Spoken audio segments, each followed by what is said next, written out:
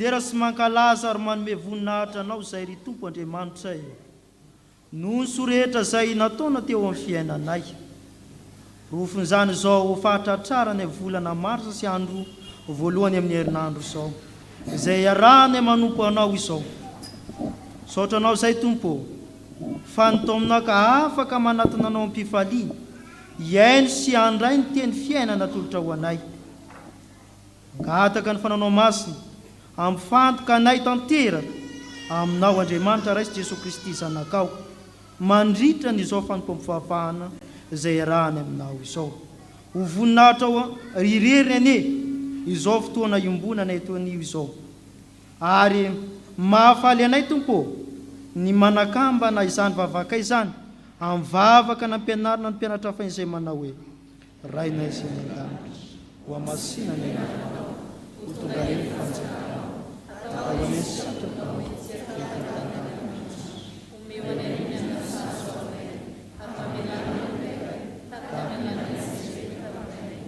asamtorana fakapana manafana anao fanjakana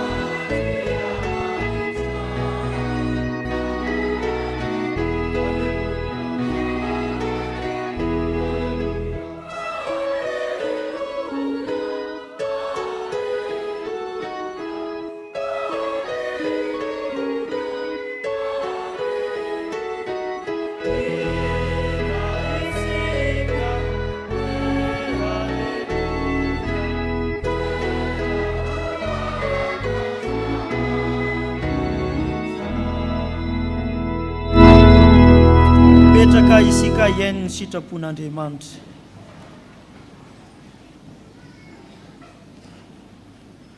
Manana ny sitrapony Andriamanitra izay tokony iainantsika. Ampahany amin'izany hitantsika ao amin'ny Salamo 5:20, 9, 10 sy 4 izay manao hoe: efa manao fanekena tamin'ny voafity koa.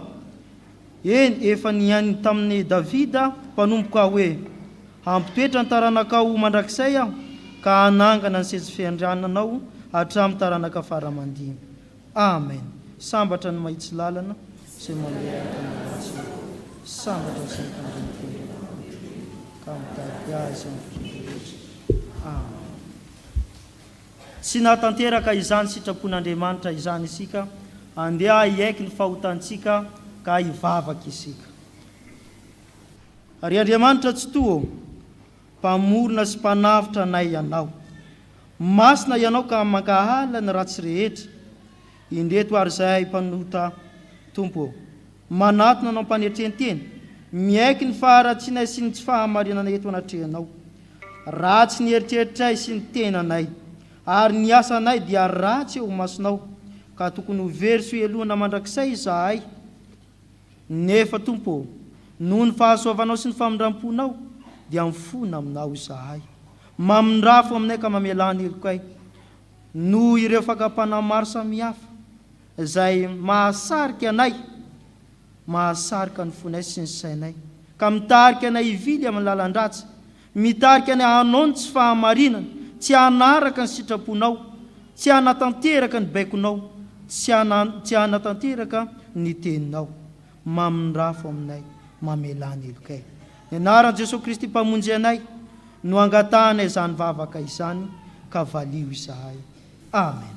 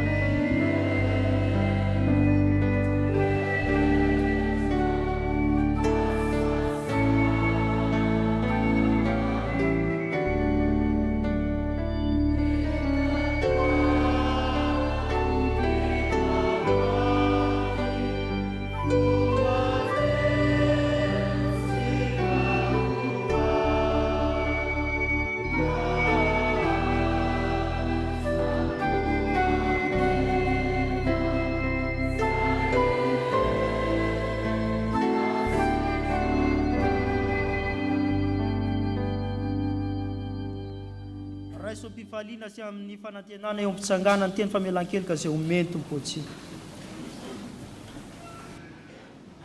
Hoy ny Tompo, fa zaho Jehova dia tia ny rarina, halako ny fandrobanany amin'ny faharatsiny, omeko ny valy ny asany amin'ny fahamarinana izy, ary ny fanekena mandrakizay no ataoko aminy. Bara amin'ny anaran'ny Tompo ry havako, fa voavela ny helokareo midy eran'ny Tompo.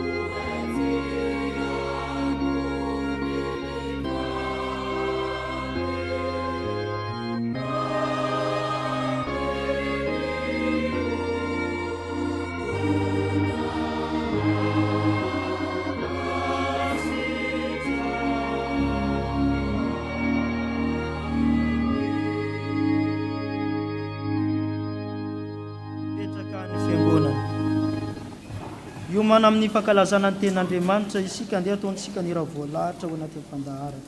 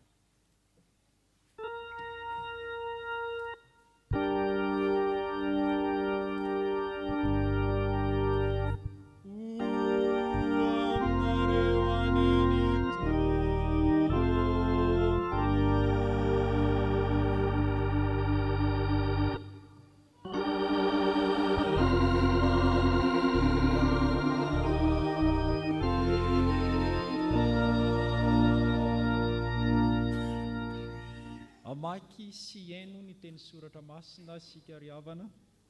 Zany dia hita ao amin'ny Salamo fa 7:20 mindininy fa 7:10 hatramin'ny fa 7:30.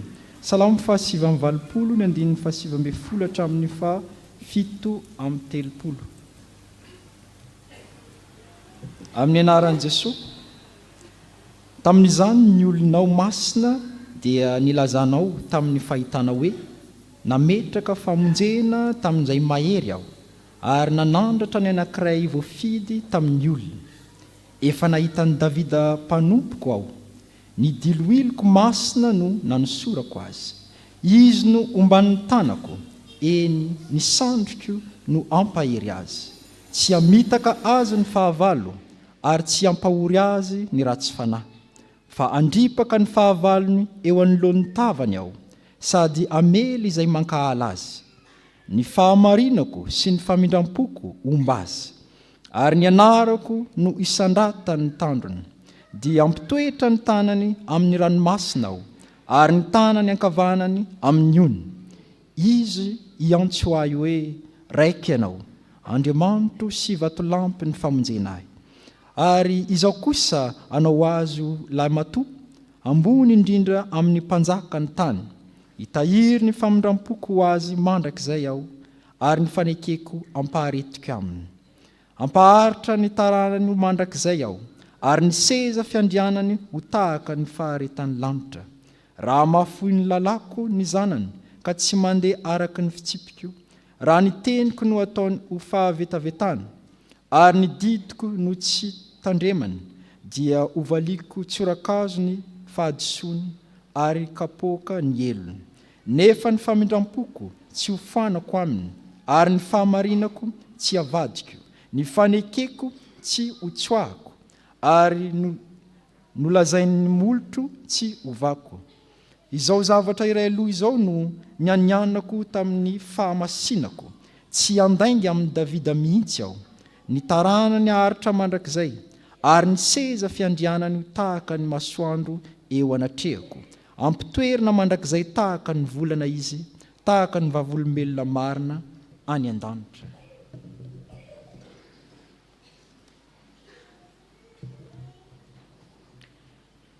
Epistily ho an'ny Hebreo 9:7 andininy 7 ka hatramin'ny 17.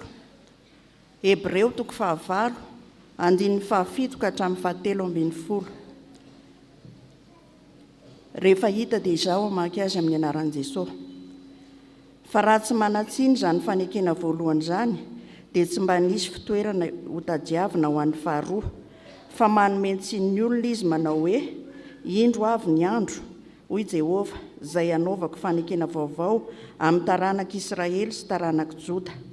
Nefa tsy araka ny fanekena nataoko tamin'ny razany, tamin'ny andro nitantanako azy, nitondra azy nivoaka avy tany amin'ny tany Egipta. Fa izy ireny tsy nitoetra tamin'ny fanekeko, ary izao kosa dia tsy nitandrina azy, hoy Jehovah. Fa izao ny fanekena ataoko amin'ny taranak'Israely. Rehefa afaka izany andro izany, hoy Jehovah, dia ataoko ao an-tsainy ny lalako, sady hosoratako ao am-pony. Ary izao ho andriamaniny, ary izy ho oloko. Ary samy tsy hampianatra ny namany sy ny rahalahiny avy izy, na hanao hoe mahalala an Jehovah, fa samy mahalala avokoa izy rehetra, hatramin'ny kely indrindra ka hatramin'ny lehibe indrindra. Fa mindrafo amin'ny tsy fahamarinany aho, ary tsy ho tsarovako intsony ny fahotany.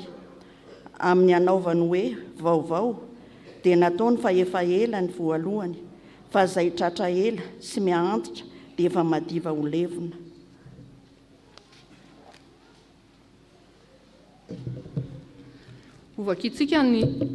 Hotoizantsika amin'ny famakiana ny teny soratra masina arak'izay hitantsika ao amin'ny filasan-tsaran'ny Lioka 1:1.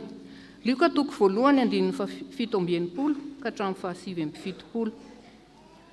Lioka 1:1 andininy 7:20 ka hatramin'ny 7:70. Iara hitsangana isika maka izany amin'ny anaran'ny Tompo. Ary dia feno ny fanahy masiny Zakaria irainy ka naminany hoe: isaorana anie ny Tompo Andriamanitry ny Israely, fa nitsinjo ny olona izy ka nanao fanavotana ho azy, ary nanangana tandro-pamonjena ho antsika amin'ny taranaka Davida mpanompony izy, arak'izay nampilazainy ny mpaminany masina hatramin'ny fahagola. Dia famonjena antsika amin'ny fahavalontsika sy amin'ny tanan'izay rehetra mankahala antsika. Manefa famindram-po amin'ny razantsika izy, sady mahatsiaro ny fanekeny masina, dia ny fianianana izay nianianany tamin'ny ara Abrahama razantsika, hanao izay azontsika hanompo azy tsy amin'ny tahotra, satria afaka amin'ny fahavalontsika isika, amin'ny fanamasinana sy ny fanamarinana eo anatrehany amin'ny andro rehetra iainantsika. Ary ianao ry zaza dia atao hoe mpaminany ny avy indrindra, fa hialoha eo anatrehan'ny Tompo ianao amboatra ny lalany. Hanome ny olony ny fahalam-pamonjena amin'ny famelana ny elony, noho ny alehibe ny famindram-pon'Andriamantsika izay posahany mazava avy any amin'ny avo ho antsika. Amirapiratra amin'izay mipetraka eo amin'ny maizina sy eo amin'ny aloko ny fahafatesana. Anitsy ny diantsika ho amin'ny lalam-piadanana. Ray Masino, manamasinanay amin'ny fahamarinana, ny teninao ny fahamarinana. Amen.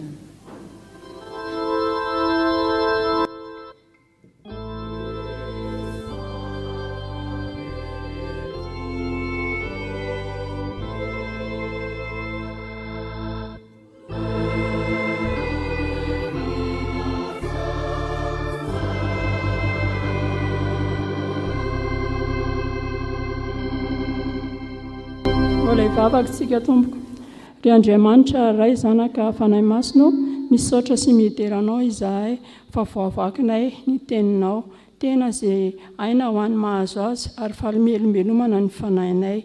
Ankehitriny tompo dia tonga ny ora sy fotoana hitondran'ny mpanomponao izany afatra avy amin'ny teninao izany, dia mangataka indrindra izay nandrotranao ny fanahy masina aminay tsirairay avy, mba haizanay mandray izay afatra ampitain'ny mpanomponao. Ary ny mpanomponao izay hitondra ny teny tompo dia ny fanahy masina rery ihany no ampiteny izay sitraponao tianao ambara aminay. Dia mitenena ary tompo fa miaino ny mpanomponao, amin'ny anaranao Jesosy. Amen.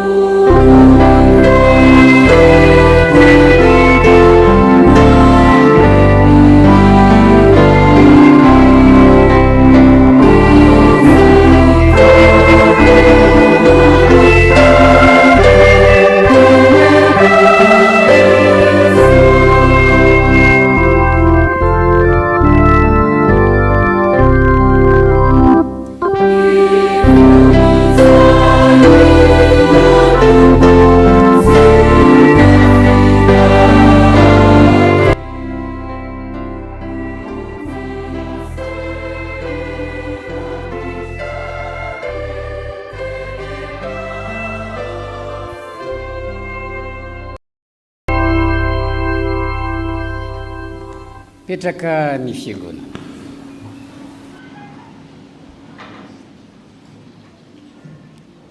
Ho aminareo rehetra ne ny fahasoavana sy ny fiadanana avy amin'Andriamanitra raintsika sy Jesosy Kristy Tompo.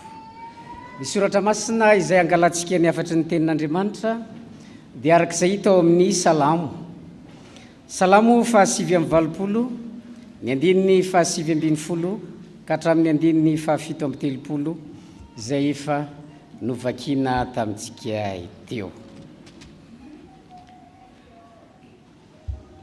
Eo am-piandohany ity salamo itsika dia mahita soratra hoe masikila nataon'ny entana Ezraita. Ny atao hoe masikila izay hita any amin'ny bokin'ny salamo dia midika hoe fahombiazana, ka ny salamo izay ialohavan'ny teny hoe masikila dia nosoratana mba ho fampianarana hahitana fahombiazana amin'izay rehetra atao. Ka raha mamaky sy mitandrina izay voasoratra ao anatin'ilay salamo zany ny olona dia mahita fahombiazana amin'izay ataony. Ny salamo dia misy sokajiny maromaro, ohatra misy ny fiderana, misy ny fisaorana, misy ny fifonana sy ny maro hafa. Fa ity salamo 5:20 ity dia ao anatin'ny sokajiny salamo antsoina hoe salamo momba ny mpanjaka. Ny salamo momba ny mpanjaka dia nosoratana hanehoana ny fahamasina ny mpanjaka. Iverina fa masina loatra zany mpanjaka zany ka namoronana tononkira manokana. No iraina ny salamo ho an'ny mpanjaka rehefa mametraka ny mpanjaka amin'ny toerany. Mametraka ny mpanjaka amin'ny toeram-boninahiny dia ny iraina io. Rehefa iseho vahoaka ihany koa ny mpanjaka dia iraina ny salamo ho an'ny mpanjaka. Rehefa hanambady ny mpanjaka, satria tamin'ny mpanjaka izay nifandimby teo amin'ny Israely dia nisy tamin'izy ireny tonga teo amin'ny fahefana mahampanjaka azy nefa tsy mbola nanambady. Rehefa hiatrikady na mandresy ao anatin'ny ady ny mpanjaka dia no iraina ny salamo momba ny mpanjaka. No iraina ny salamo momba ny mpanjaka rehefa tonga ny tsingeritaona nahaterahan'ny mpanjaka. Zany rehetra zany no antony nanoratana ny salamo an'ny mpanjaka, anisan'izany ity salamo 5:20 ity. Rehefa hitan'ny entana Ezraita moa dia mpanolotsaina ny mpanjaka Solomon. Rehefa hitan'ny entana Ezraita fa tsy nety nanomboka ny vilalana i Solomon niala tamin'ny fankatoavana ny teny Jehova, Solomon izay eritreretina fa mpanjaka, dia nanoratra ity salamo 5:20 ity entana Ezraita. Tamin'izany fotoana no nampahatsiahivana fa Andriamanitra dia nanao fanekena tamin'i Davida. Io Andriamanitra nanao fanekena tamin'i Davida io dia Andriamanitra izay nieritreritra fa mila mankatoa ny teniny ny vahoaka, ary Andriamanitra izay tia ny olom-boafidiny. Andriamanitra nanao fanekena tamin'ny mpanjaka. Ny olona vita fanekena amin'Andriamanitra. Ny olona vita fanekena amin'Andriamanitra voalohany, rehefa mamaky an'ity soratra masina ity tsika dia mahita fa Andriamanitra momba azy. Andriamanitra momba azy. Andeha iarahantsika rehetra mamaky ny andininy 2:20. Ny andininy 2:20 iarahantsika rehetra mamaky amin'ny anaran'ny Tompo. Izy no omban'ny tanako, eny ny sandriko no ampahiry azy. Andriamanitra mihitsy no miteny eo rehefa nilaza ny amin'ny nifidianany an'i Davida. Andriamanitra nifidy an'i Davida ho mpanjaka, nifidy an'i Davida ho mpanompony, nanosotra azy ho mpanjaka. Andriamanitra dia nambaran'Andriamanitra mihitsy hoe izy no omban'ny tanako. Andriamanitra omba ny olomboafidiny, Andriamanitra momba ny mpanompony. Andriamanitra mihitsy no mandray an-tanana ny fiainan'ny mpanjaka izay olona no fidiny. Andriamanitra raha nifidy an'i Davida, ny anarana hoe Davida moa dia midika hoe malalan'i Jehova. Malalan'i Jehova na ihany koa raha miteny anarana mahazatra antsika, ohatra hoe ny anarana hoe lalaina. Dikany hoe lalaina dia mitovy amin'ny hoe Davida ihany, na ilay tiana indrindra. Zany hoe raha nifidy an'i Davida Andriamanitra dia nasehon'Andriamanitra amin'ny Davida mihitsy fa tena tiany izany olona no fidiny zany. Ary vavolombelona zany raha mijery an'izany hoe Andriamanitra momba ny olomboafidiny zany tsika, rehefa mijery eo amin'ny 7:20 tsika dia izao no voasoratra: fahandripaka ny fahavalony eo anoloan'ny tavany aho sady hamely izay mankahala azy. Ambaran'ny soratra masina mihitsy hoe na iza mankahala an'i Davida, na iza firenena hiady amin'ny firenena Israely tamin'izany fotoana zany dia tsy haharesy azy. Ary vavolombelona zany rehefa mamaky ny tantaran'i Davida tsika dia mahita fa tamin'ny andron'i Davida dia ambaran'ny soratra masina fa nandro fahalemana ny tany ny adana ny vahoaka tamin'izany fotoana, satria ilay Andriamanitra mihitsy no mandray an-tanana ny fiainan'i Davida sy ny fiainan'ny firenena tamin'izany fotoana. Rehefa mijery eo amin'ny 4:20 tapany faharoa tsika dia mbola mahita hoe ary ny anarako isandratany tandrony. Ilazany soratra masina hoe zany Davida zany dia manana hery izay tsy mitovy amin'ny hery ananan'ny mpanjaka rehetra tamin'izany fotoana izany. Noho ny amin'ny fananan'ny Davida ny herin'Andriamanitra tao anatiny no nahatonga ny Davida nandresy ny fahavalo rehetra izay mikendry handavo azy. Eo amin'ny 5:20 aza moa Andriamanitra mihitsy miteny hoe ahoana hoy Andriamanitra? Dia ampitoetra ny tanany amin'ny ranomasina aho ary ny tanany ankavanana amin'ny eo. Nilazana zany hoe tena hanitatra ny fanjakan'ny Davida Andriamanitra. Andriamanitra momba ny olomboafidiny. Noraisin'Andriamanitra ho toy ny zanany i Davida. Noraisin'Andriamanitra ho toy ny zanany naterany i Davida ka nitenenany hoe amin'izany izy iantso aho hoe raiko ianao. Eo ry havana dia mampahatsiahy antsika indray. Andriamanitra rehefa mifidy olona, Andriamanitra rehefa manao fanekena amin'ny olona, io fifidianan'Andriamanitra io dia mahatonga an'Andriamanitra momba ilay fidiny. Raha nifidy atsika Andriamanitra, isika tsirairay, matoa isika manatona an'Andriamanitra, matoa isika mivavaka amin'Andriamanitra, dikan'izay dia zao nisy fifidianan'Andriamanitra tao, satria isika dia tsy mahay manatona an'Andriamanitra raha tsy tao amin'ny fanan'Andriamanitra hanatona ny ray. Satria efa nofidin'Andriamanitra olontsika tsarovo mandrakariva fa Andriamanitra no miahy anao, Andriamanitra momba anao, tsy mandeha irery ianao, indrindra ao anatin'ny fotoan-tsarotra. Misy olona te hiady aminao, misy olona te hamely anao, misy fahavalo te handringana anao.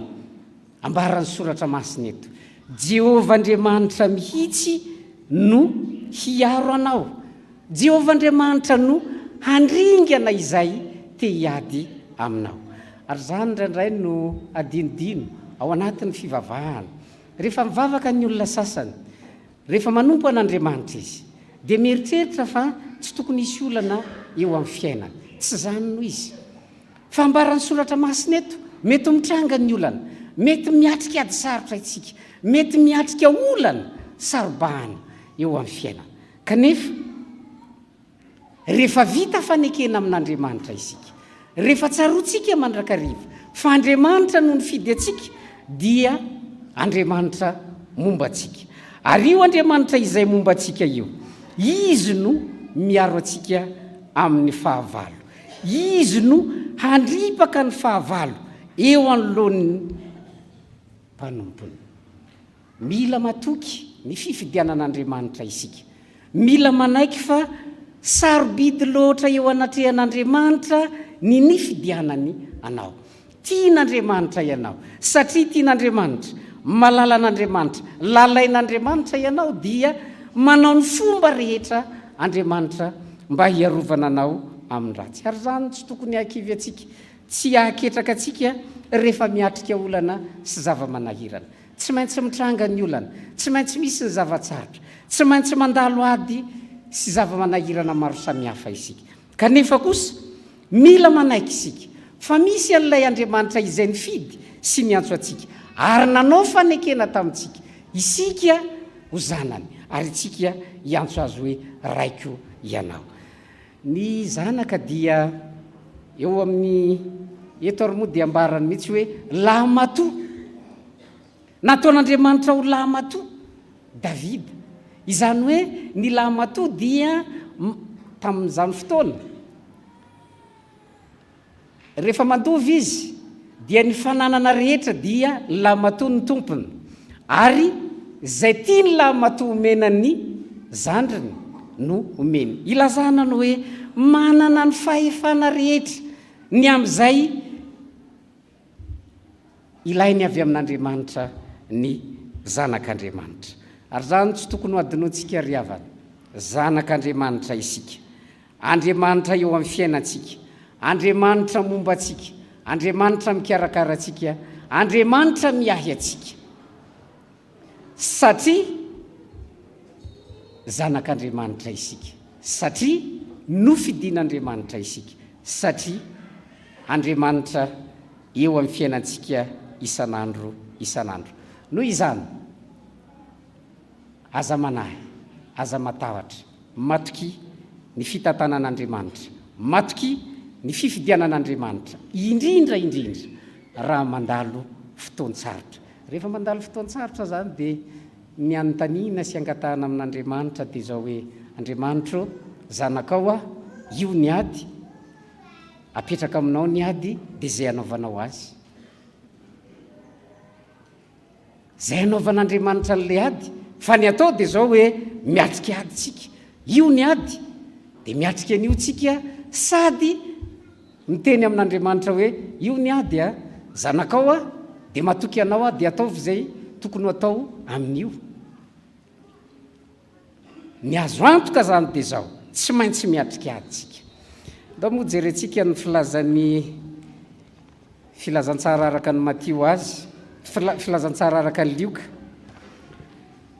lioka toko voalohany izay efa novakiana tamintsika teo lioka toko voalohany ny andininy faha 7:20 filazantsara araka ny lioka toko voalohany ny andininy faha 7:20 iarahantsika rehetra mamaky amin'ny anaran'ny tompo ary nanangana tandrom-pamonjena ho atsika amin'ny taranaka Davida mpanompony izy eto dia ambaran'ny soratra masina hoe nanangana tandrom-pamonjena ho atsika avy amin'ny taranaka Davida Andriamanitra io moa dia nilazana ny amin'ny famonjen'Andriamanitra ary io herin'Andriamanitra izay nentiny namonjena ny olona io dia tonga hatrany amin'ny fieverana fa ny herin'Andriamanitra mahomby indrindra dia ny amin'ny nanoloran'i Jesosy Kristy ny tenany ho fanatitra mba hahafahany mamonjy atsika amin'ny herin'ny ratsy rehetra ary zany tokony ho tsarovantsika ilay Andriamanitra izay nifidy atsika nanao fanekena tamintsika ary nandray atsika ho zanany dia efa naniraka ny Jesosy Kristy ary zany Jesosy Kristy zany efa nanolotra ny tenany ho faty teo amin'ny azo fijaliana nanao sorona ny tenany Jesosy Kristy moa amin'ny fomba fisainan'ny soratra masina dia sady sorona no mpisorona ary altara izany hoe ny zavatra rehetra momba atsika dia nataon'i Jesosy Kristy avokoa mba hafahana mitondra famonjena eo amin'ny fiainantsika. Izay zavatra rehetra mety mampanahy atsika amin'ny ady rehetra izay atrehantsika dia io Jesosy Kristy io no efa mitondra izany aditsika izany koa matoky azy amin'ny fiainantsika manontolo. Zavatra faharoa ambaran'ny soratra masina amintsika eto dia ny olona vita fanekena amin'Andriamanitra faharoa, Andriamanitra mamindra fo aminy. Rehefa miverina any amin'ny bokin'ny Salamo teo isika dia mahita eo amin'ny 5:20, eo amin'ny 5:20 izao ny voasoratra amin'ny anaran'ny Tompo: hitahiry ny famindram-poko ho azy mandrakariva aho, ary ny fanekeko hampaharetiko aminy. Ilazany soratra masina eo hoe Andriamanitra mihitsy ny teny tamin'ny Davida hoe hitahiry ny famindram-poko aminy aho, ary ny fanekeko hampaharetiko aminy. Eo amin'ny 4:30 andeha iarahantsika rehetra mamaky amin'ny anaran'ny Tompo: ny fanekeko tsy ho tsoahako, ny fanekeko tsy ho tsoahako i Andriamanitra, ary nolazainy molotro tsy ho vahako. Zany hoe Andriamanitra zany eo tena manome toky mihitsy fa ny fanekena izay nataony tamin'ny Davida dia tsy miova na oviana na oviana.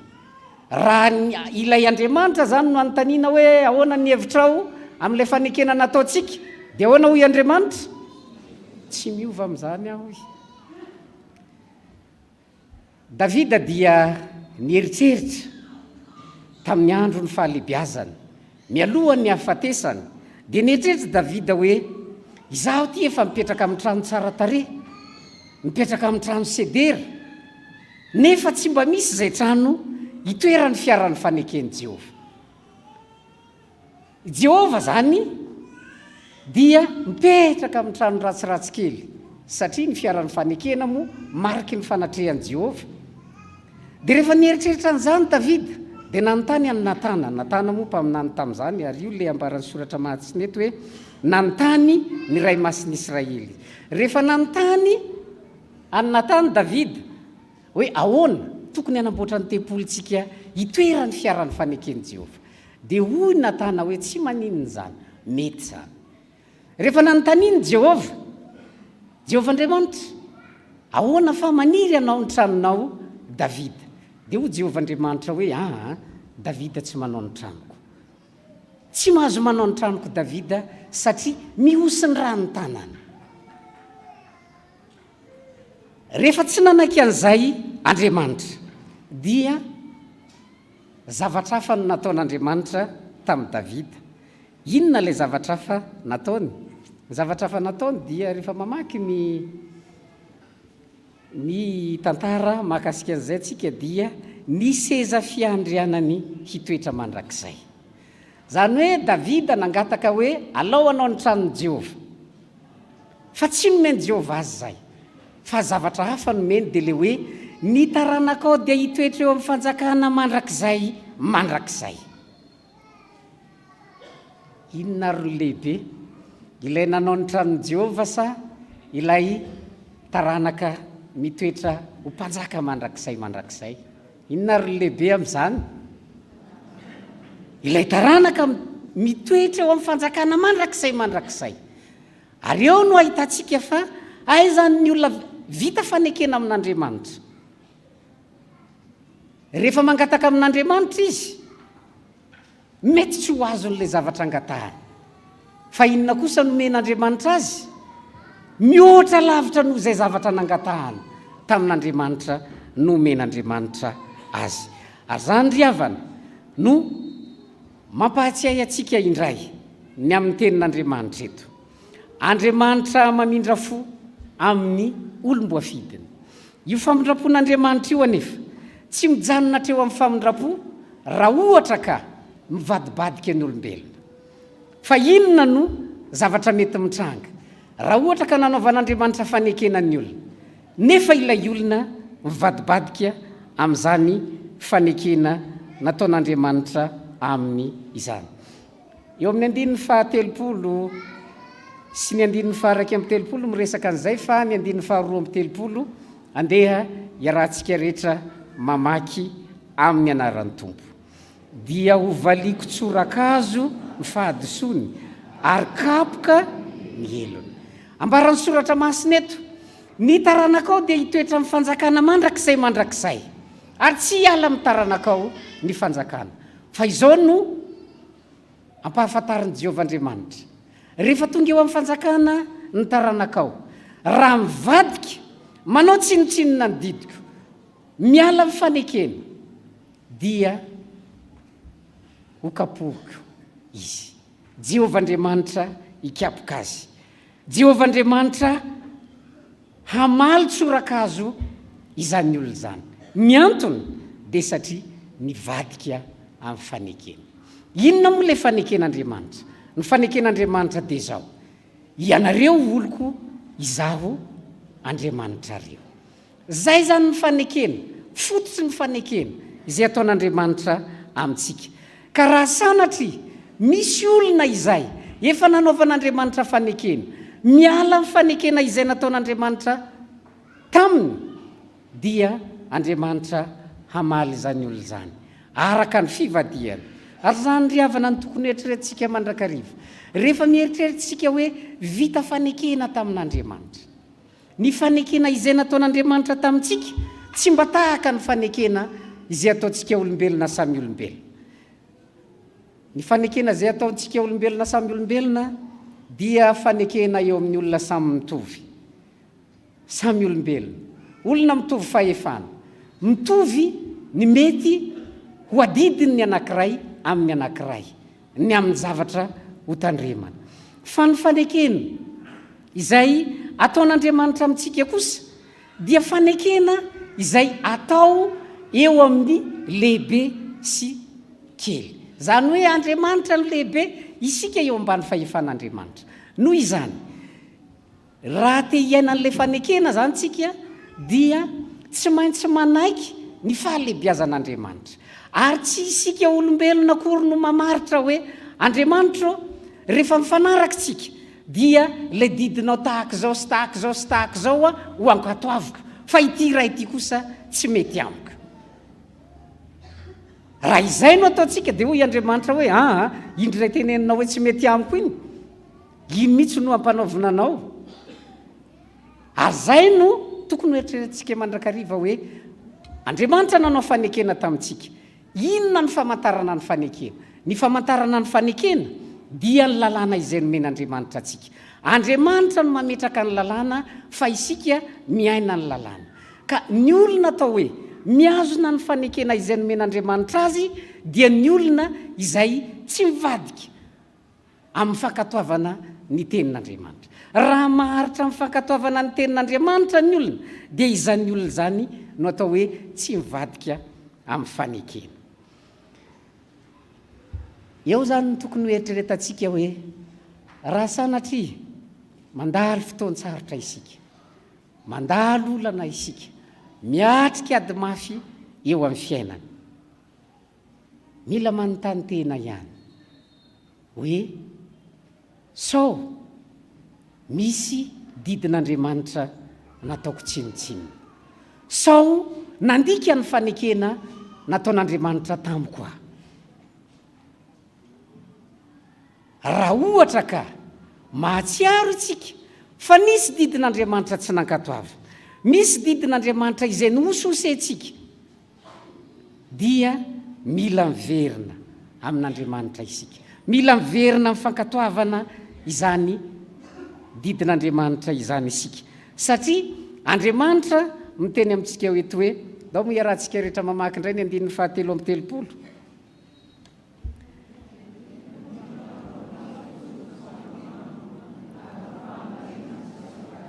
Nefa ny famondrapoko tsy hofoanako aminy, ary ny fahamarinako tsy havadiko. Ambaran'ny soratra masina eto, toa milaza zany Andriamanitra hoe nivadika tamin'ny fanekena ianao tsy maninona, tsy maninona fa ny tombony ho anao dia zao voakapoka ianao. Zay zany no ambarany soratra masina eto. Jehovah Andriamanitra zany tena miteny mihitsy hoe mivadika tamin'ny fanekeny ianao, ndao ary fa kapohoko ianao. Dia rehefa voakapoka dia inona zany no tokony atao? Mila mody ny ray ny saina ka miverina amin'Andriamanitra. Rehefa miverina amin'Andriamanitra ilay olona dia ahoana hoy Andriamanitra? Ny fanekeko tsy ho tsoahako mihitsy.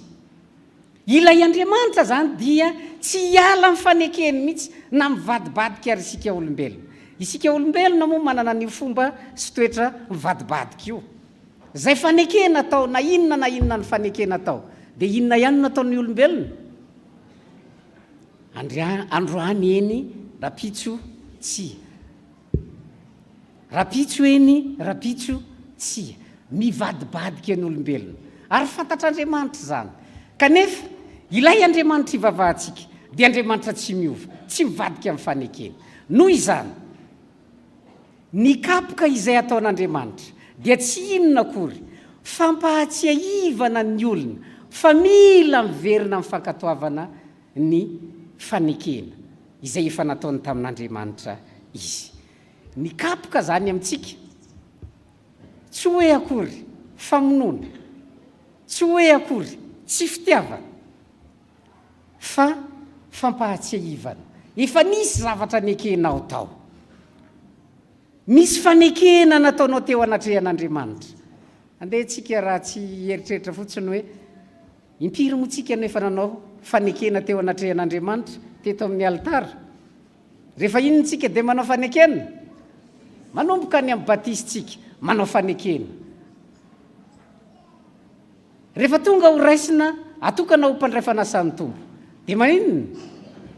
Inona amin'ireny fanekeny ireny hiainantsika amin'ny fiainantsika andavanandro.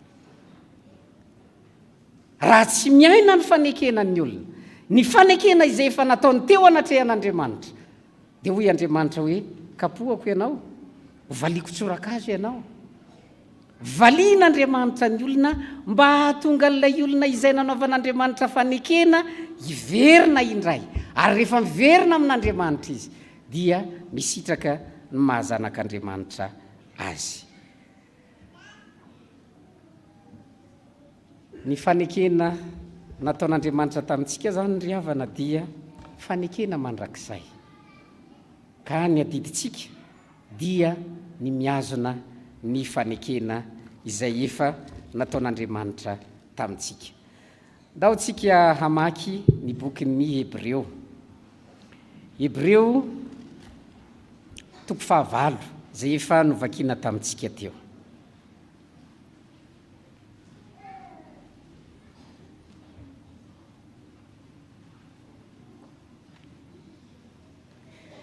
Eo amin'ny 10 moa no ilazany soratra masina eto hoe fa rehefa afaka zany. Ilazana ny hoe rehefa tapitra ny vanim-potoana n'ilay kapoka. Ndao ary vakitsika ny 10 iarahantsika rehetra mamaky amin'ny anaran'ny Tompo.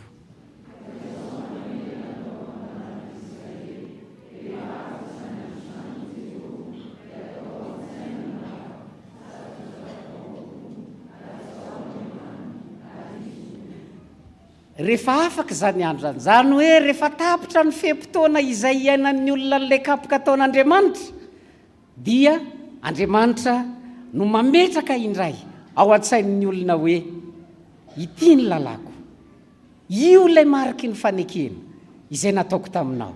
Noho izany iaino io.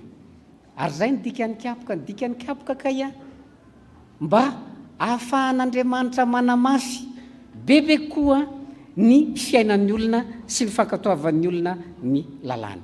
Ary rehefa tafapetraka ao anatin'ny olona, ao an-tsain'ny olona ilay lalàn'Andriamanitra, dia inona ny zavatra mitranga? Hitantsika eo amin'ny 12. Iarahantsika rehetra mamaky amin'ny anaran'ny Tompo izany. Ary samy tsy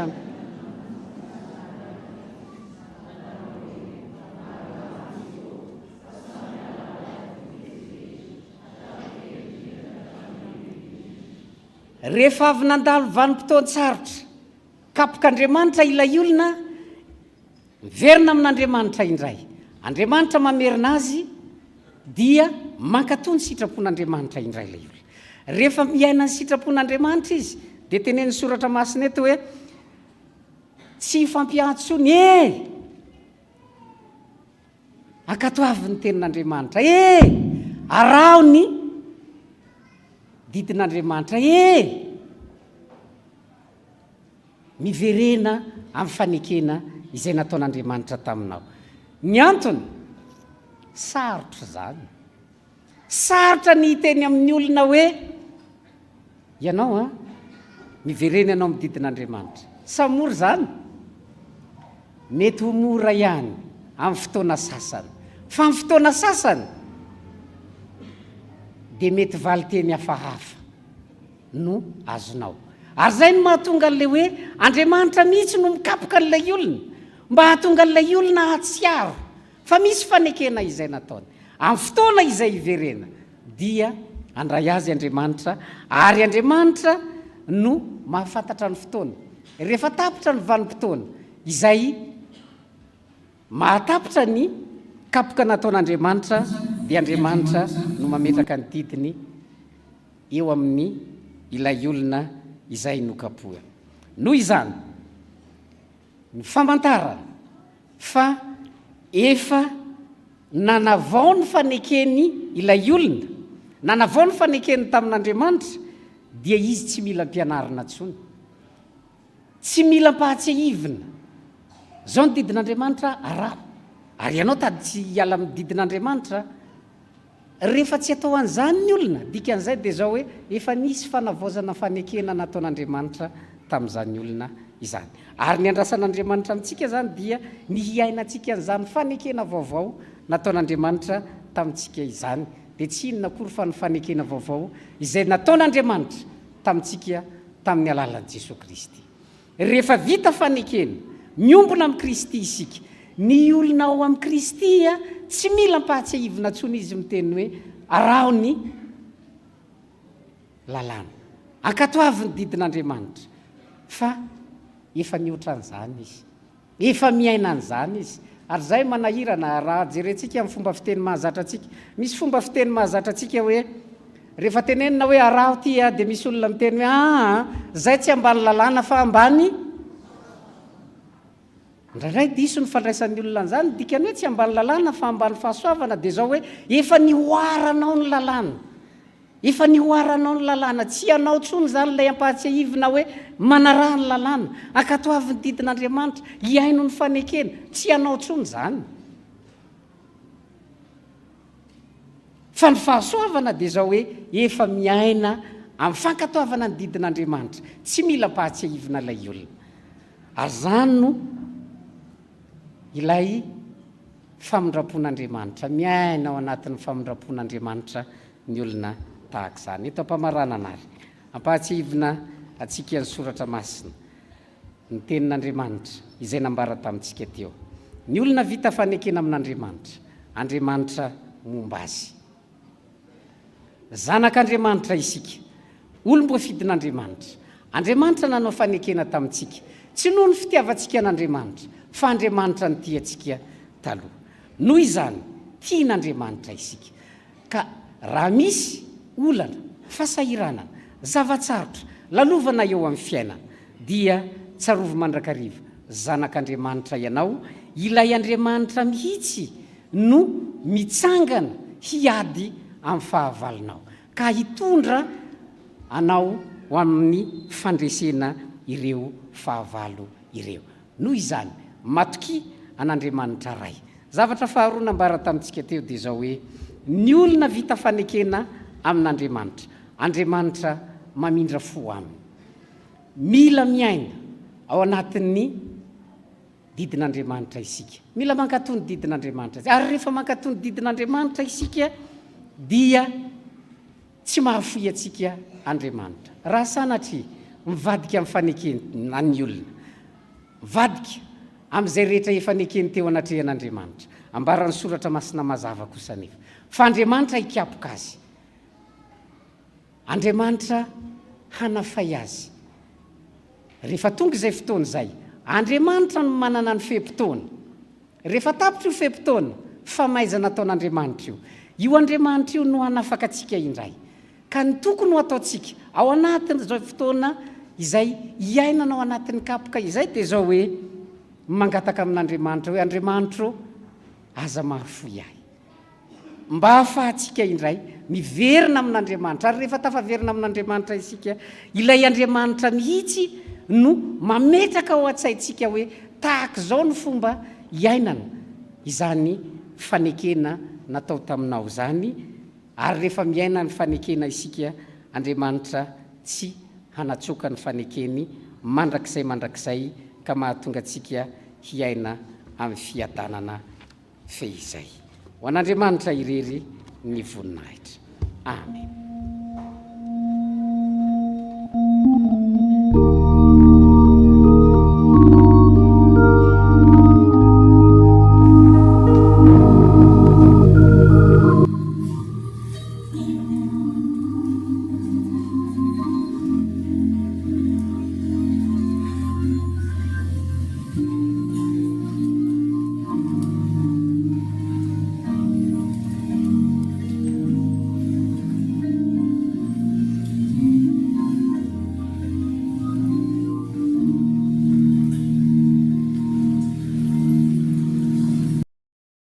Ivavaka isika. Ry Andriamanitra tsy toa, tsaronay tokoa ny fitiavanao anay, ka mbola niteny taminay ianao mba hiainanay ary andehananay ihany koa amin'ny fahitsiana sy ny fitsipikao. Fa Andriamanitra manorina ny fanekenao aminay ianao, ka ny olona vita fanekena aminao dia ianao Andriamanitra ny momba azy ary mandray an-tanana ny fiainany. Ary tsy izany ihany, fa mahazo toky iny amin'ny famindrampoana ao Andriamanitra ka mitoetra amin'ny fahamarinana sy amin'ny fahatokiana fa tsy mpivadibadika. Tompo, irinay ny aina amin'izany teninao izany, mba tsy hitoky amin'ny zavatra hafa izahay na ho mpivadibadika foana, fa hatoky ao aminao Andriamanitra izay manao fanekena aminay ka hatsapa mandrakariva ny fidianana ao anay, ka tsy izahay intsony no velona ao anatinay, fa i Jesoa no velona ao anatinay, ilay fahatanterahany zavatra rehetra. Ary amin'ny anarany rery ihany no ivavahanay toy izany. Amen.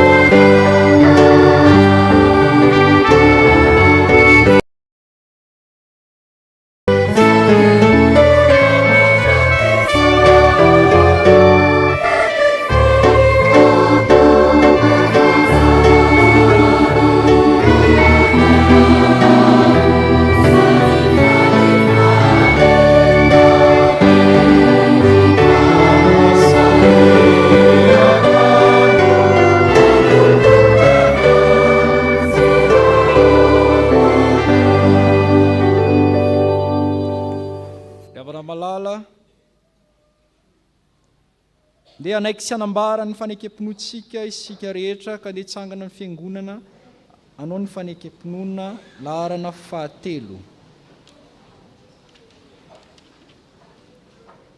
Isika rehetra miara manao hoe mino an'Andriamanitra tsy toa izay mpanao ny lanitra sy ny tany, Andriamanitra dia fanahy, Andriamanitra dia fitiavana, Andriamanitra dia manjakatra amin'ny taloha indrindra ka ho mandrakizay.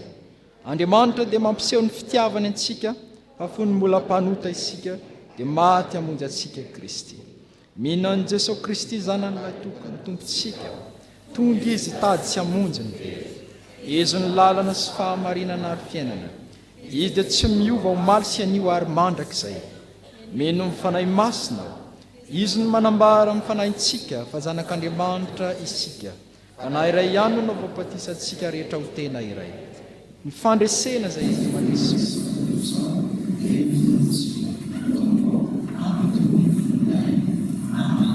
afaka hipetraka ny fiangonana.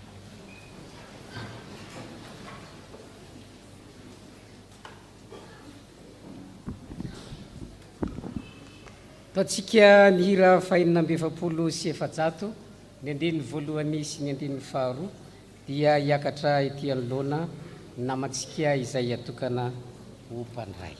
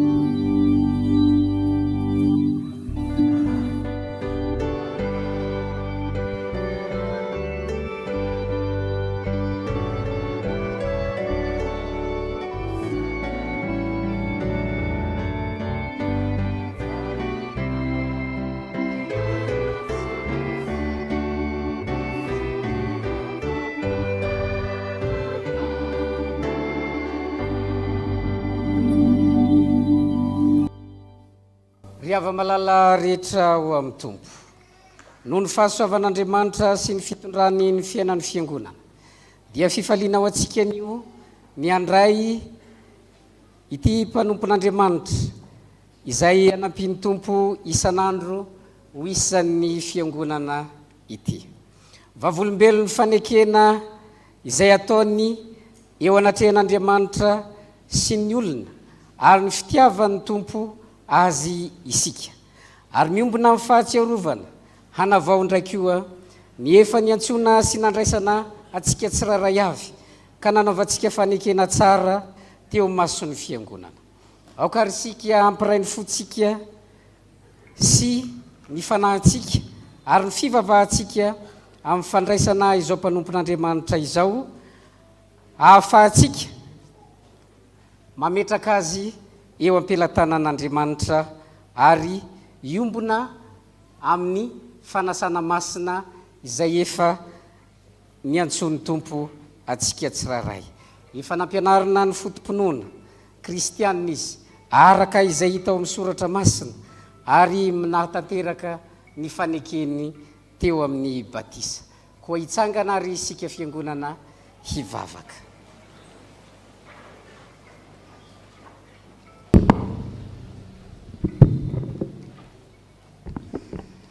Mivavaka isika. Viray mandrakizay io. Misaotranao amin'ny fonay manontolo izahay. Sitrakao mantsy ny nanome toky anay fa ny teny fikasana momba ny famonjena dia ho anay sy ny zanakay ary ho an'izay rehetra lavitra na iza antsoiny fitiavana anatonanao. Andriamanitra tsara sy mahatoky io. Nino ny fanambaranao izahay. Teo amin'ny batisa dia nanokana ny zanakay ho anao izahay ka nangataka ny rotsahany fahasoavanao aminy. Nampianarinay ny filazantsaranao izy ary niezaka izahay na dia malemy azy mba hitarika azy ho amin'ny fiainana mandrakizay dia ny mahafantatra anao izay Andriamanitra tokana sady marina sy Jesosy Kristy izay efa nirahanao. Ary ankehitriny rehefa nandre ny antsonao izy ka afaka hifidy ankahalalana ny lalana izorana dia indro tonga eto anatrehanao mba hanambara ny finoana. Re tompo mba henore ny vavaka rehefa miakatra eo aminao ho azy. Raisy koa izahay rehetra anio amin'ny firaisana masina aminao. Amin'ny anaran'i Jesosy Kristy zanakao mpamonjy anay no angatanay izany ho azy ane ary ho anao ray any an-danitra sy ho an'ny fanahy masina ny dera sy ny laza ary ny voninahitra mandrakizay. Amen.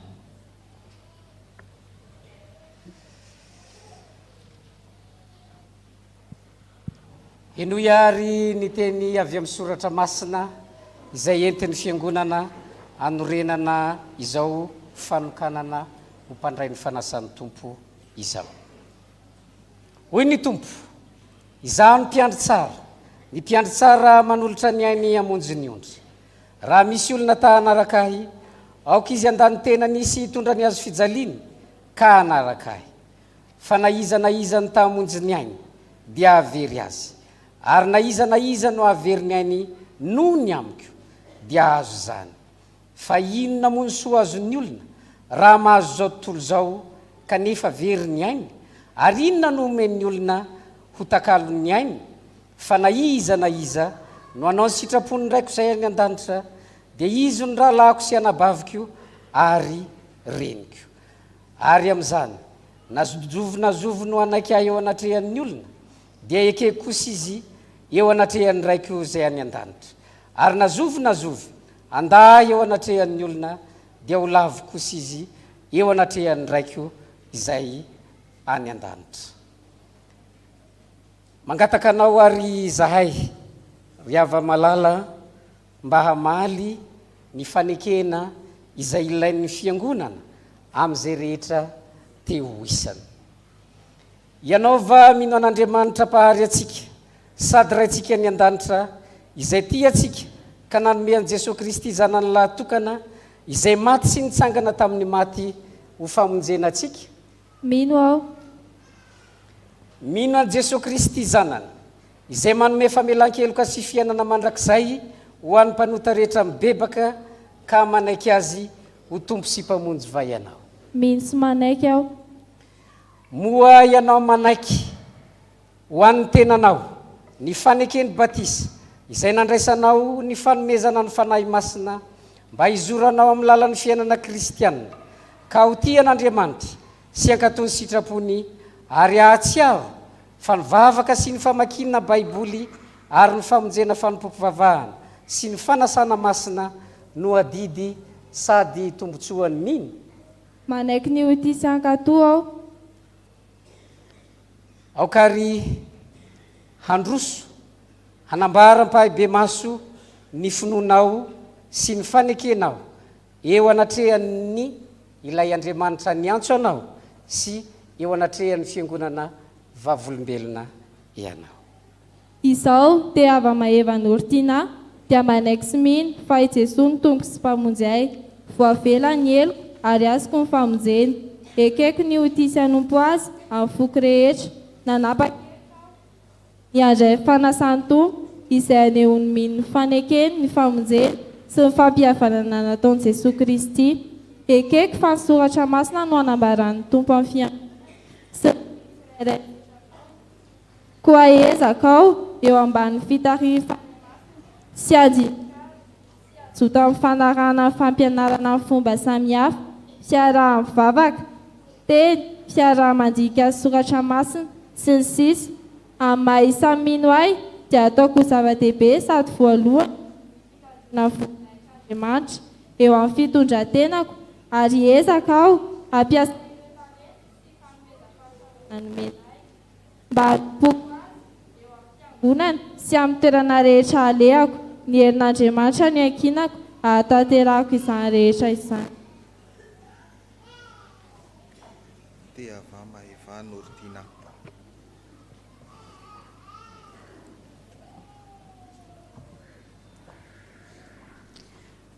Noho izany fanekena nataonao teo zany, dia amin'ny anaran'ny Ray sy ny Zanaka ary fanahy masina no hitsofanay rano sy andraisanay anao isan'ny momba ny tenan'i Kristy, ka hanasanay anao handray anjara miaraka aminay amin'ny fanasan'ny tompo.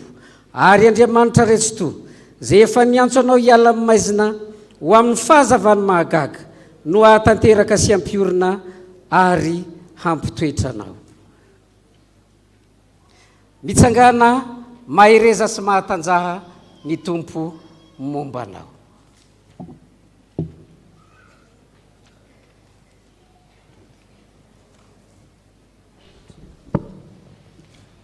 Hitsangana ny fiangonana hivavaka isika.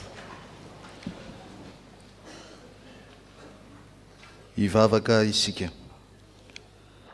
Tompo Andriamanitra io, misaotranao zay no ity ora nomenao iainana eto anatrehanao ity. apetraka eo ampelantananao ity mpanomponao ity izay avy nanamafy ampahabe maso ny fanekeny taminao. Ianao ry Andriamanitra ray io no niantso azy, koa namaly izany antsonao izany izy. Io ny fanapahan-keviny toetra amin'ny fahatokinanao, ka mba homeo azy ny hery atanterany amin'izany. Noho ny fanainao masina, ianao ihany no aoka hanomana azy anantona ny latabatra masina sy hampiditra azy amin'ny firaisana amin'ny zanakao. Ataovy marina ny fibebany, matanjaka ny finoany, tsy azo zongozonina ny fanantenany, ary mahery ny fitiavany. Aoka hifikitra mafy amin'ny marina izay mahavonjy izy, ka hiasa lalandava mba hitombony amin'ny fahalalana izany. Ary sehony amin'ny kery mandrakariva eo anatrehan'izao tontolo izao, mba ho vavolombelona amin'ny teny sy ny asany. Mivavaka aminao izay Tompo, mba homeo anay rehetra koa ny androso hatrany eo amin'ny fiainana kristianina, mibanjina ny fanjakana mandrakizay izay efa nampanantenana ho an'ny zanakao. Enoy izahay ry ray ny famindram-po, fa amin'ny anaran'i Jesosy Kristy zanakao malalanao, izay mpamonjy anay no entina mivavaka aminao. Amen. Ry mpandray fanasan'ny tompo vaovao, tany mafy izay anananao mba tsy hisiaka ny satroboninahitra ao, dia mitombo amin'ny fahatsarana rehetra ho voninahitra Andriamanitra raintsika, mahereza ao amin'ny tompo amin'ny herin'ny faherezana, dia mandehana amin'ny fifalian'ny tompontsika. Petraka ny fiangonana.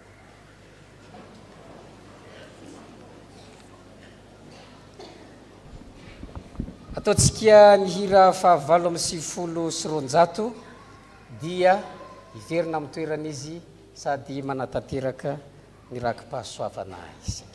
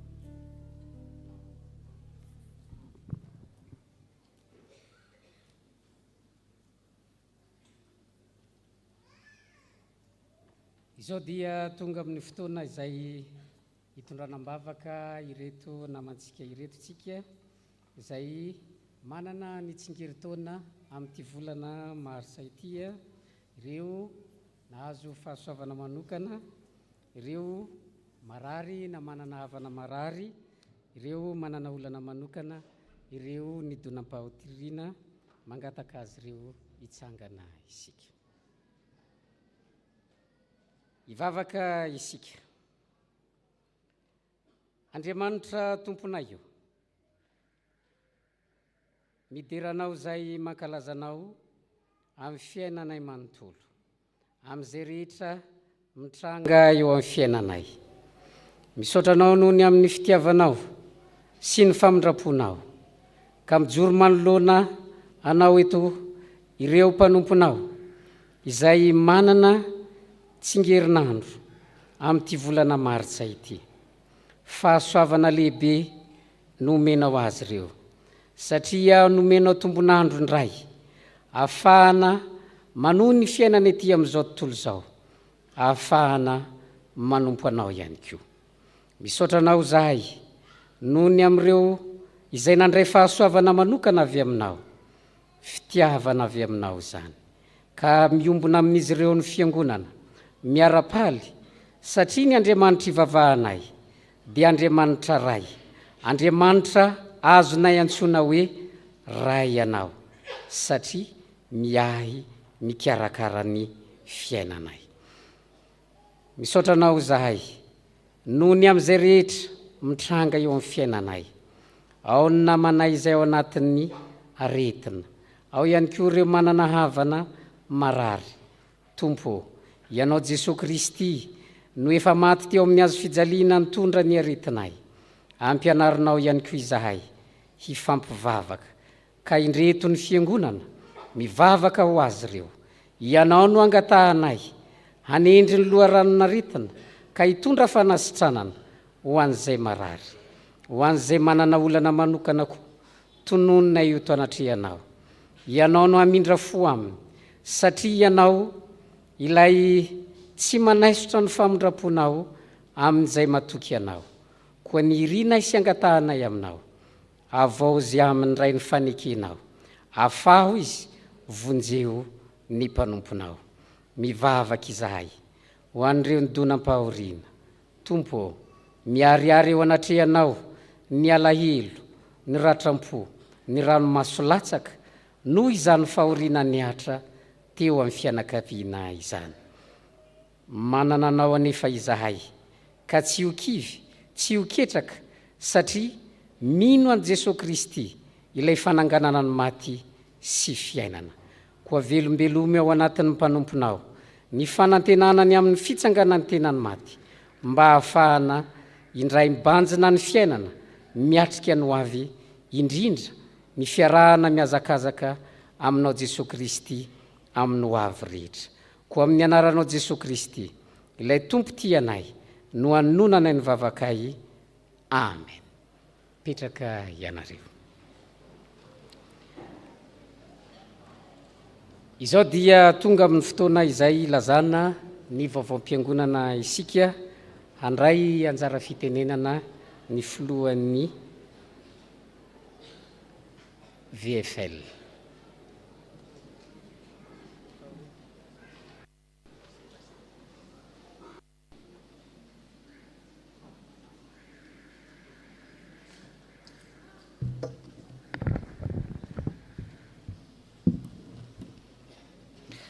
Ho amintsika rehetra ny riavana, ny fahasoavana sy ny fiadanana avy amin'Andriamanitra raintsika sy Jesosy Kristy Tompo. Amen. Tozandray vaovao ray izao marain'izao avy ampitandrina sy ny biraon'ny fiangonana.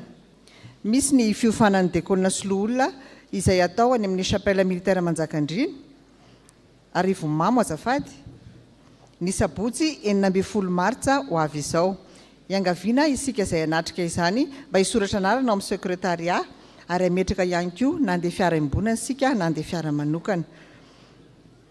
Izao no natao dia mba anaovana ny fandaminana mialoha. Ireo izay manam-paniriana an'olo tena ho dekona ihany koa dia manantona ao amin'ny biraon-pitandrina ary misoratra anarana ao amin'ny sekretariat. Ny fianaran-kiran-diakona sy loha olona ho amin'ny herinandro masina dia atao isaky ny alahady maraina amin'ny 7 ora ao amin'ny akany ambany. Ao aorian'izao fanompom-pivavahana maraina izao dia mivory tsy ara-potoana ny biraon'ny fiangonana ao amin'ny akany Somiampita. Mahakasika ny valopy alahadin'ny baiboly dia afaka ataontsika ao anatin'ny rakitra izany.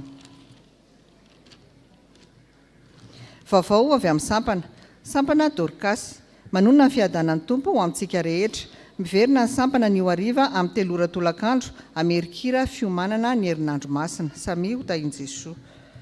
Avy amin'ny sampana VFL. Amin'ny herin'ny anio ny fanokafana ny taom-pankalazana ny 15 taona ny sampana VFL. Mifarana androany ihany koa ny fandraisana ny hira faneva ary ho lazaina amin'ny herin'ny anio ny valin'izany. Avy amin'ny Sampaty. Voatay samy vehivavy ianao ary voatay ny ateraky ny kibonao. Filazantsara Jesosy Kristy araka ny Lioka toko voalohany andininy 2:7. Ho fankalazana ny andro iraisam-pirenena ho an'ny vehivavy dia anatanteraka sehokanto sy rindran-kira iarahana amin'ny atongom-pira ampy fity izahay vondrona mpanazava eto amin'ny fiangonana. Atao izany amin'ny herin'ny anio 10 Martsa manomboka amin'ny 2 ora sy 5 tolakandro eto am-piangonana. Mankasitraka sahady antsika rehetra izay efa nandray anjara tamin'izany ary koa manantena antsika izay mbola tsy nahazo ny tapakila andray anjara amin'izany. Ny tapakila dia azontsika raisina amin'ireo mpiandraikitra eo an-tokotany rehefa mirava amin'ny fiangonana. Ny tapakila tsotra 4,000 ariary ary ny tapakila fanasana kosa 1 ariary. Mankasitraka antsika. Avy amin'ny STK. Totoza somatsara ny varotra Tacos Jus izay mitanterahan'ny sampana ny alahady 20 febroary lasa teo. Isaoran'Andriamanitra ny amin'izany ary isaorana ihany koa isika rehetra nanoana ny sampana. Antsona ihany koa isika rehetra izay mbola tsy nalony vola mahakasika izany mba hanantona any lahatra. Ampatsahivina ihany koa ny mpikambana rehetra fa androany ny farafisoratana anarana amin'ny fiarabanana hatratry ny taona izay ho tanterahana ny sabotsy 7 Marsa ho avy izao. Izay mbola tsy nisoratra anarana dia manantona anjaka. Avy amin'ny sampana sekoly alahady. Miverina ny ratsana taniketsa ny hariva amin'ny 3 ora tolakandro. Ho antsika mpampianatra rehetra ihany kosa dia anio aorian'ny fampivavahana no andraisana ny komandon'ny sosisy. Avy amin'ny sampanasa asa fitoriana amin'ny filazantsara. Ampitomboina aminareo ane fahasoavana sy fiadanana amin'ny fahalalana tsara an'Andriamanitra sy Jesosy Kristy tompontsika. Mampafantatra antsika fiangonana fa fanatanteraka tafika masina eny ambony me isika ny zoma 9 Martsa hatramin'ny alahady 10 Martsa.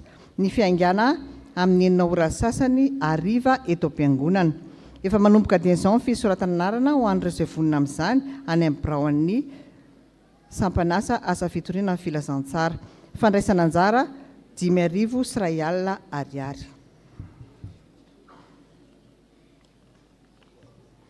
Rakim-pisaorana, isaorana ny Andriamanitra noho ny fanomezany tsy azo tononona. Korintianina 2:5-15. Rakim-pisaorana atolotra amin'ny mpitandrina rehetra sy ny fiangonana. Rakim-pisaorana, misaotra an'Andriamanitra lehibe fa mbola velonaina somatsara, mangataka vavaka mba hitombon'ny fahasalamana hatrany, mangataka ny hira 20. Salamo 1:9. Miderahany Jehova fa tsara izy fa mandrakizay ny famindram-pony. Ho fisaoran'Andriamanitra noho ny fitantanan'ny fiainanay sy ny fahasoavana rehetra. Atolotra ho amin'ny pastera rehetra sy ny sampana sekoly alahady. Dia toy izay indray vaovao iray ry-havana voninahitra ho an'Andriamanitra ireriana.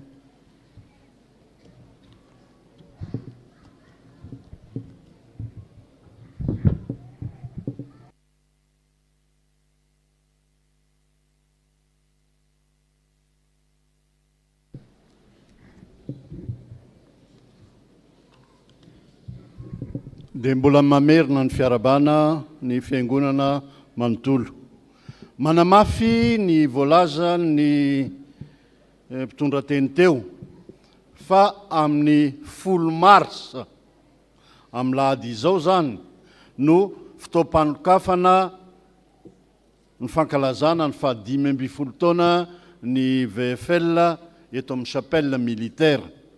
Tsy amerina intsony itsika hoe maninona no ankalazaina ny 15 taona satria tsy dia fanao zany fa izay ny mahachapelle militaire antsika irahantsika mahalala tsara zany tamin'ny taona 7 zany taona mafy zany ho an'ny firenena ny fiainan'ny chapelle militaire tsy afaka misaraka ary tsy nisaraka tamin'ny fiainam-pirenena 15 taona teoriana manana olazaina ny VFL manana olazaina satria tsy niena fa voanaika ny amafy ny finoana tamin'izany fitaizam-panahy ho an'ny 10 alin-dah ary izay ny tena fenitra lehibe ary voalohany indrindra zay fitaizana ara-panahy atao amin'ny 10 alin-dah izay amin'ny fotoana io ihany koa no anolorana ny komity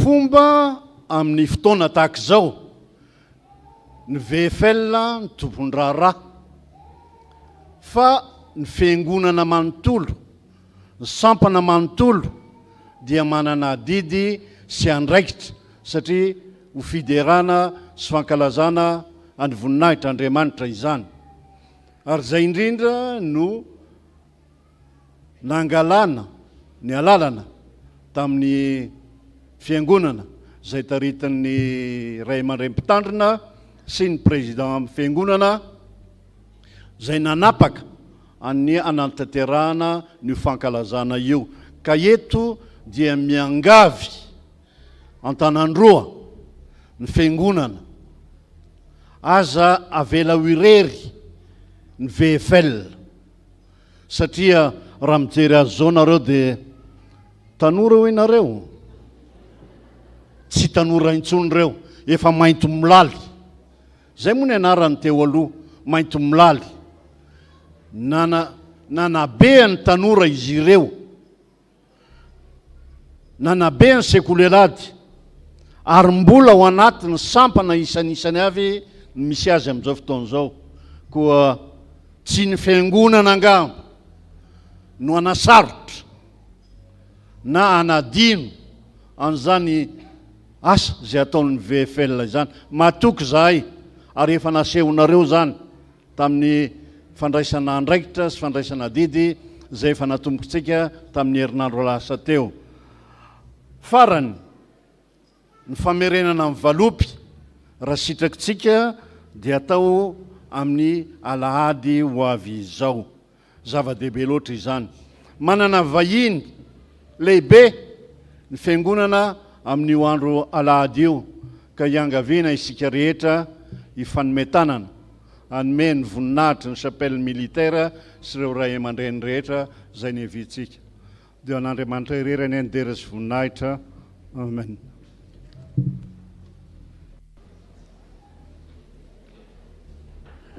anatanteraka ny rakitra isika ka mangataka ny choral hanao viry.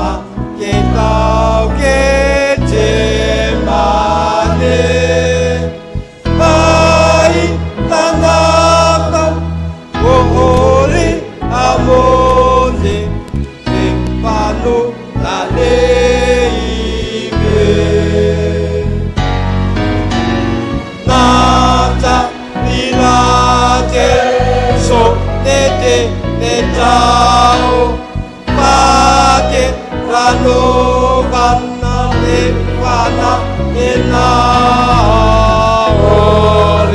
pamoti aiza nomese tumpota ratoana.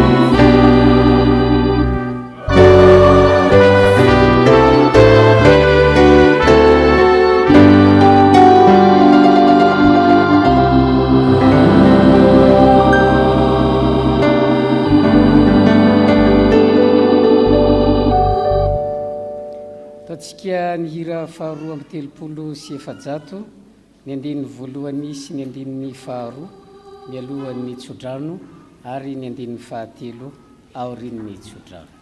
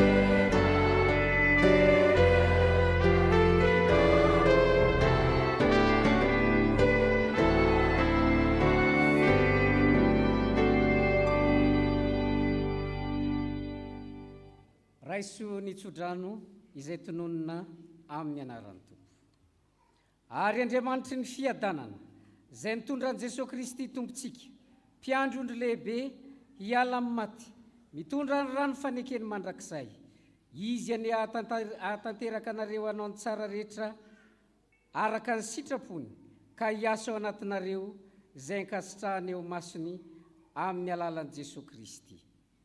Amen.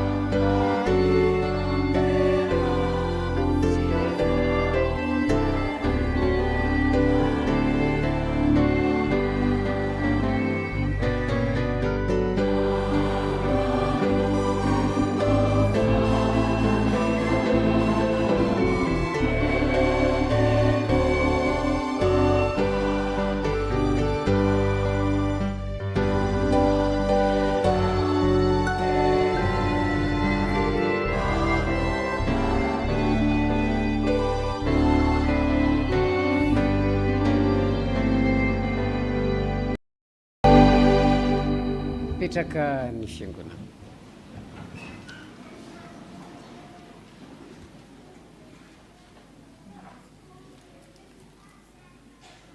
Ho an'Andriamanitra irery ny voninahitra amin'ny anaran'ny Ray sy ny Zanaka ary ny Fanahy Masina.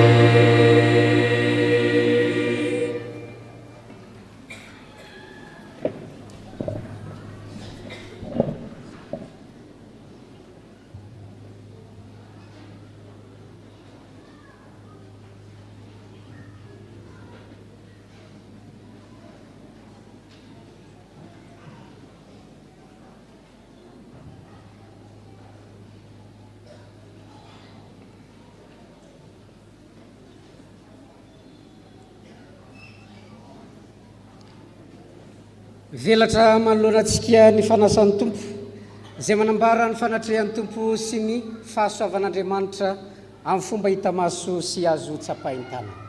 Asandrato amin'ny tompo ny fotsika.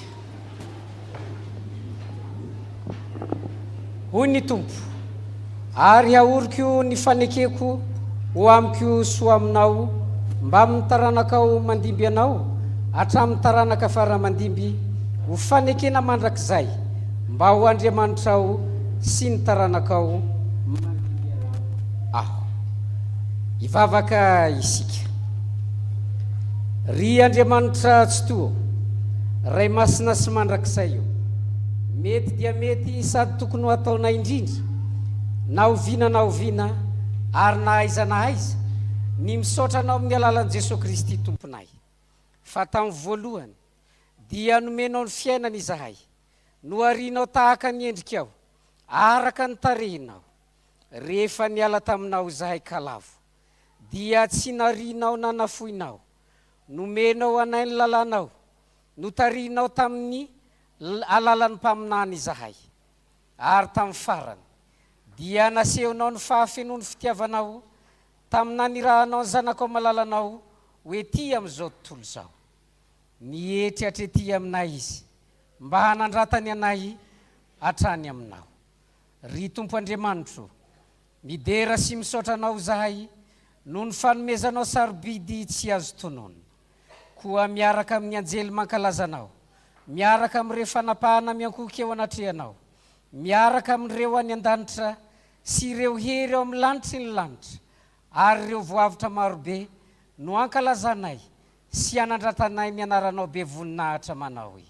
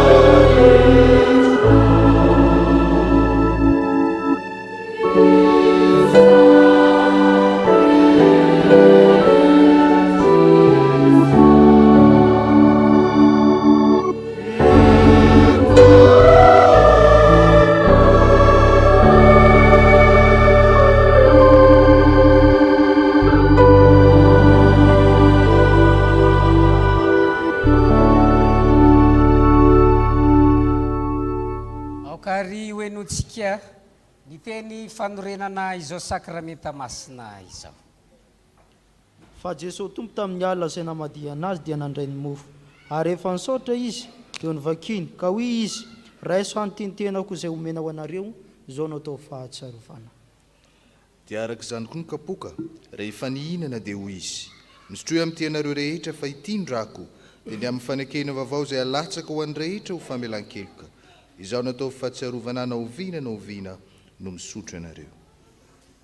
Fa na oviana ianareo no mihinana itony mofo itony sy misotro amin'ny kapoka dia manambara ny fahafatesan'ny Tompo ianareo mandra-piavy.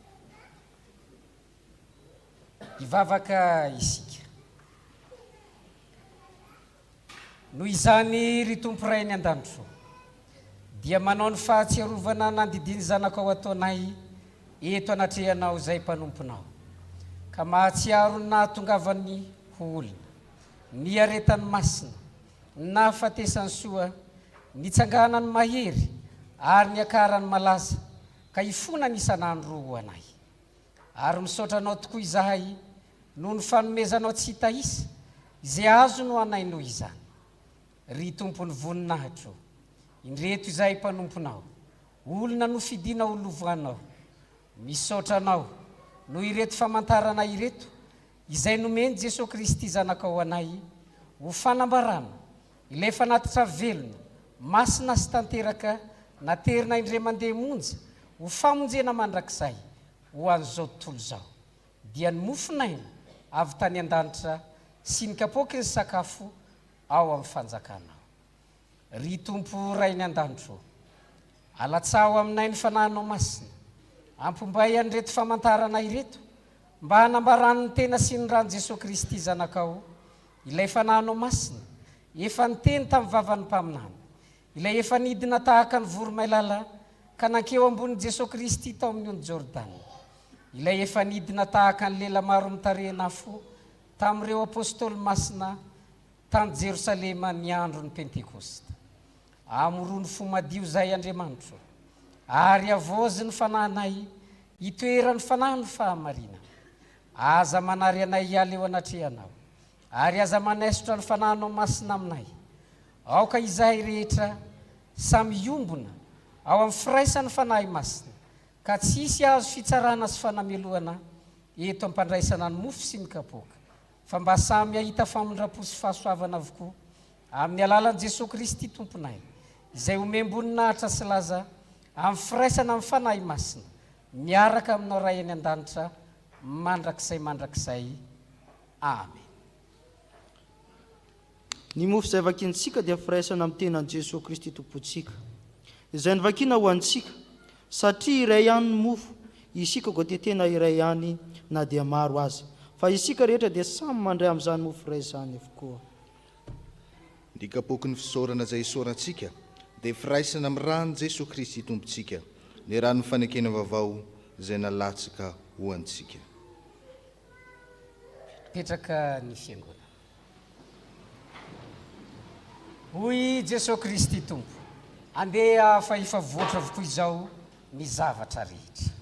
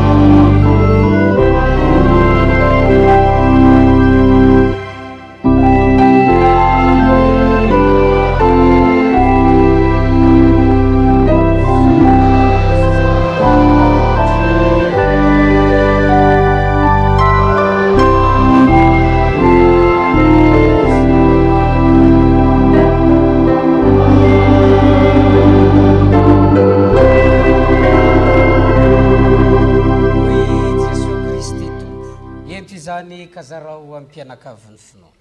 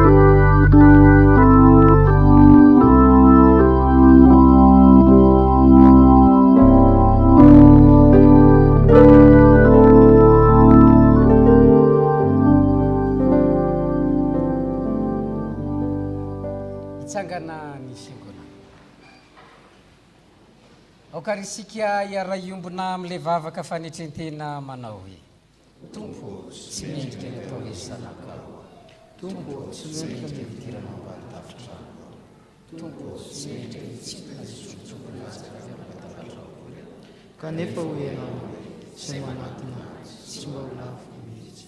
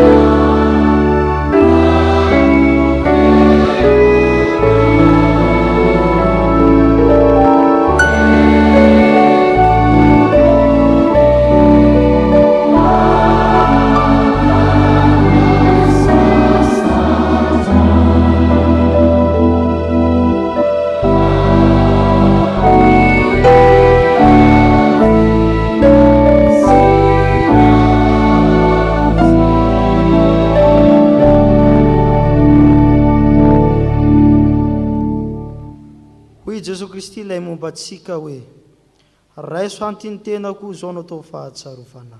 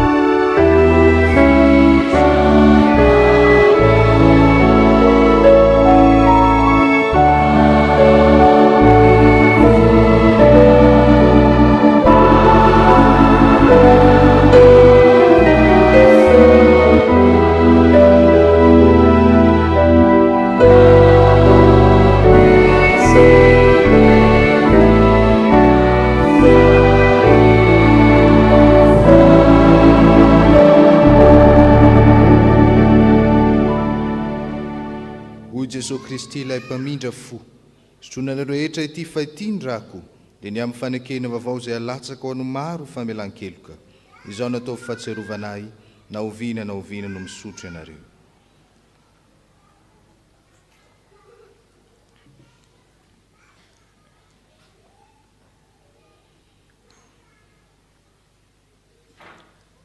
Mideranao izahay, mitsaokanao, mankalazanao, misotranao noho ny voninahitra ao lehibe, ry Andriamanitra tompo mpanjakanay any an-danitro. Andriamanitra raitso sy Jesosy Kristy zanakao lahatokana, zanak'ondrin'Andriamanitra, zanaky ny ray izay manaisotra ny fahavitan'izao tontolo izao. Mamindra-fo aminay, ianao izay manaisotra ny fahavitan'izao tontolo izao, mamindra-fo aminay. Ianao izay manaisotra ny fahavitan'izao tontolo izao, raiso ny fivavahanay. Ianao izay mipetraka eo ankavanan'Andriamanitra ray, mamindra-fo aminay, fa ianao irery ihany no masina, ianao irery ihany ny tompo, ianao irery ihany ny Kristy, mba amin'ny fanahy masina no avindrindra amin'ny voninahitr'Andriamanitra ray. Amen. Izao no afatra ho antsika izay voavy nandray ny fanasan'ny tompo. Hoy ny soratra masina, koa tahaka ny nandraisanareo an'i Kristy Jesosy tompo, dia mandehanao aminy koa araka izany koa, ka mamaka tsara sy miorina mafy ao aminy, ary tafatoetra amin'ny finoana toy ny efa nampianarana anareo ka mazoto amin'ny fisaorana. Amen. Petraka ny fiainana.